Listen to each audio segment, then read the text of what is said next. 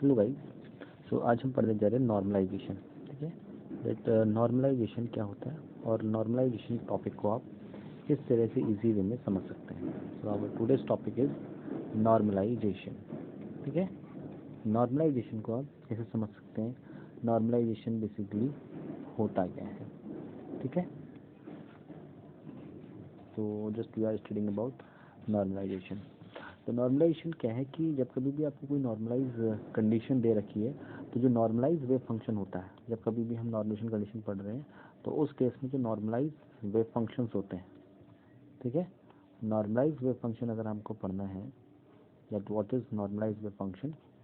तो normalize wave function के case में अगर आप प्रोबेबिलिटी निकालने जा रहे हो दैट पी साई, इसकी वैल्यू जो है वो 1 के इक्वल आएगी। किसके इक्वल आएगी? 1 के इक्वल। दैट इज अगर हम इंटीग्रेशन करें that lower limit to upper limit, तो इस केस में अगर मैं ले रहा हूँ साई स्टार इंटू साई और इसका इंटीग्रेशन अगर मैं कर रहा हूँ with respect to d tau, तो ये वैल्यू किसके इक्वल आएगी? 1 के इक्वल आनी चाहिए। किसके इक्वल आनी चाहिए? 1 के इक्वल। तो ये हमारी सेटिस्फाइड होती है कौन सी कंडीशन? Normalisation condition. अब अगर कोई फंक्शन नॉर्मलाइज नहीं है, कोई भी फंक्शन अगर नॉर्मलाइज नहीं है, तो उस केस में हम क्या करेंगे? उस पर्टिकुलर वेव फंक्शन के कॉन्जुगेट को n से मल्टीप्लाई करेंगे, उस वेव फंक्शन को भी हम n से मल्टीप्लाई करेंगे into d tau is equal to 1। अब n इंटू एन क्या हो जाएगा?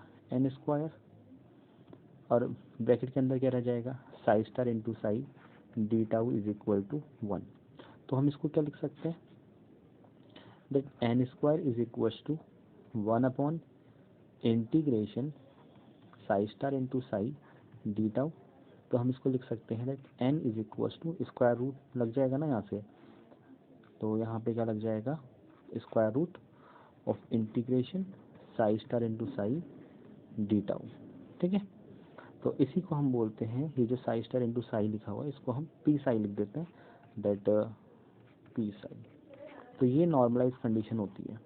ठीक है, ये होती है हमारी normalise condition.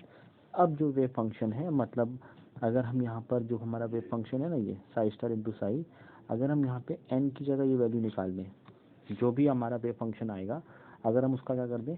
1 upon under root p psi कर दें, तो वो जो भी वेव फंक्शन होगा वो नॉर्मलाइज हो जाएगा। क्या हो जाएगा?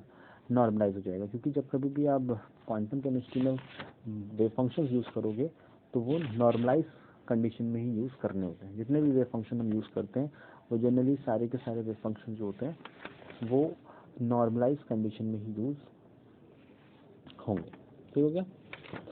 अब इसके बाद जब हम इन प्रॉब्लम्स को सॉल्व करते हैं तो यहाँ पर एक प्रॉपर्टी आती है बहुत ही इंपॉर्टेंट, जिसको कहा जाता है गामा फंक्शन।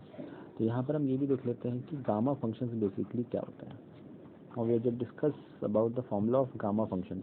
तो गामा फंक्शन के केस में क्या है कि अगर आपको कोई इस तरीके का फॉर्म बन रहा है लाइक 0 टू इन्फिनिटी r की पावर n e की पावर माइनस का AR dr, तो इसका सॉल्यूशन होता है गामा n+1 अपॉन a की पावर में n+1। ये होता है 0 टू इन्फिनिटी के लिए। लेकिन अगर फॉर्मूला चेंज हो जाए और लिमिट माइनस इन्फिनिटी से प्लस इन्फिनिटी पे दिया हुआ है, तो इस केस में फॉर्मूला अगर इस तरह से कि x की पावर n e की पावर माइनस का ax स्क्वायर dx, तो इसके आंसर दो हो सकते हैं। या तो 0 होगा अगर n की वैल्यू हमारी ऑड है, अगर n की वैल्यू ऑड है तो आंसर 0 होगा। And if n equal to even, अगर हमारा ये जो n है इसमें ये इवन नंबर हो जाता है, मतलब 2 4 6 8 इस तरह से हो जाएगा, तो उस केस में रिजल्ट जो है gamma n+1 upon 2 whole upon a की पावर में n+1 अपॉन 2 होगा। तो उस केस में रिजल्ट जो है वो इस तरह से निकलेगा। तो ये दो इम्पॉर्टेंट गामा फंक्शंस होते हैं। ठीक है, ये दो इम्पॉर्टेंट गामा फंक्शंस के रिजल्ट होते हैं। अब इसके बाद एक बहुत इंपॉर्टेंट टर्म्स आता है जब हम बॉक्स की बात करते हैं। ठीक हो गया? बॉक्स पढ़ रहे होते हैं तो जैसे 1D बॉक्स वगैरह होता है, तो कंसीडर द वेव फंक्शन। हम कंसीडर कर लेते हैं कि हमारा एक वेव फंक्शन है, consider the function psi is equal to, एक फंक्शन दे रखा है आपको sine n pi x upon l, ये एक फंक्शन दे रखा है psi is equal to sine n pi x upon l for particle in 1D box, for particle in 1D box, for particle in 1D box in length between, जो आपको limit दे रखी है वो दे रखी है 0 to between x to l, मतलब x की जो वैल्यू है वो हमें 0 से l के बीच में दे रखी है। x की जो वैल्यू हमें कहाँ दे रखी है, 0 से l के बीच में दे रखी है। तो अब हमें वेव फंक्शन तो साई की बने, तो हम क्या करेंगे, इसका कॉन्जुगेट लिखेंगे साई स्टार। तो वो कितना हो जाएगा हमारा, sign n pi x upon l, क्योंकि इसमें कोई इमेजनरी वैल्यू तो है ही नहीं, तो जैसा है वैसे ही रहेगा। ठीक हो गया। तो अब हम इसका इंटीग्रेशन करेंगे तो क्या हो जाएगा, देखो 0 से l, वैल्यू कहाँ पर लिमिट क्या है, 0 से l लिमिट है, तो हम इसका 0 से l लिमिट करेंगे, क्या होता है Sai star into psi d tau, Sai star into psi d tau. ठीक हो गया। अब जब 1D बॉक्स यूज़ करते हैं ना, तो एक चीज़ और याद रखना, 1D बॉक्स के लिए जो डी टाउ एलिमेंट्री वॉल्यूम होता है, इसकी वैल्यू हम dx लिख के चलते हैं 1D बॉक्स के लिए। तो हम यहाँ पे लिखेंगे इंटीग्रेशन, ठीक हो गया, इंटीग्रेशन लिमिट हमारी है 0 से l, साई स्टार की वैल्यू कितनी है, sign n pi x upon l, और साई स्टार की वैल्यू भी कितनी है, sign n pi x upon l, दोनों ही केस में value 1 n pi x upon l है, इनटू में dx। ठीक हो गया। तो हम इसको लिखेंगे तो ये कितना हो जाएगा, 0 टू l साइन स्क्वायर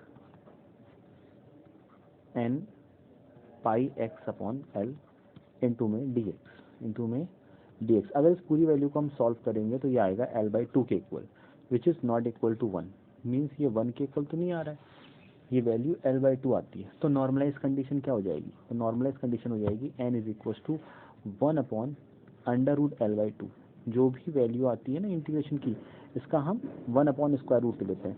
तो इसलिए हमारा नॉर्मलाइज वेव फंक्शन बनेगा psi is equal to under root 2/l sine n pi x upon l। ये हमारा क्या बन गया, नॉर्मलाइज वेव फंक्शन।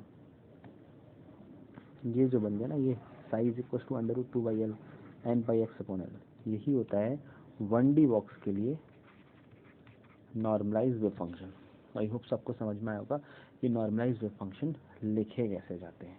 ठीक हो गया।